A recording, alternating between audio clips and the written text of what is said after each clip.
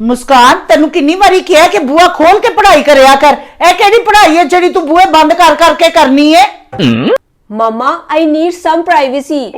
मेरे नाल अंग्रेजी अंग्रूजी च गल ना करया कर, मेरे नाल सीधी तरह पंजाबी च या उर्दू च गल करया कर। मम्मा जी मेरे कहने का मतलब है मुझे थोड़ी सी प्राइवेसी चाहिए। कोई प्राइवेसी प्रूवेसी नहीं हैगी। साग नु तड़का लाया, चुप करके ओही खाओ।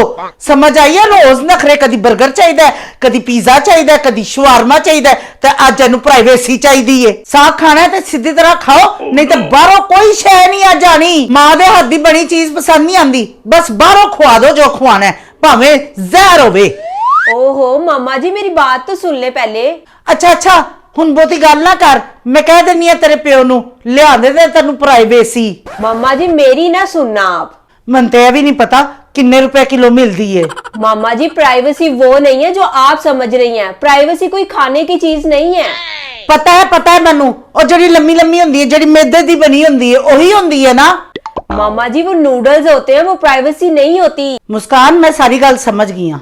मैं पिछले हफ्ते हले तेनू 2 सूट लेके दिते ने, ते तू अगर हुण सूटां दी गल कीती ना ते मेरे तो बुरा कोई नहीं होना। ओहो मामा प्राइवेसी कोई सूट वगैरह नहीं है। प्राइवेसी का मतलब है मुझे अकेले में थोड़ा वक्त चाहिए। ते इंग्लिश विच गल करन दी केड़ी जरूरत सी है? घंटा हो गया तू मेरा सिर खादा होया है। मामा जी आप मेरी सुनती कहाँ हैं? हुण दरवाजा बंद ना होवे, नहीं ते मेरे तो बुरा कोई नहीं होना। इनू चाहिदी इत्थे प्राइवेसी।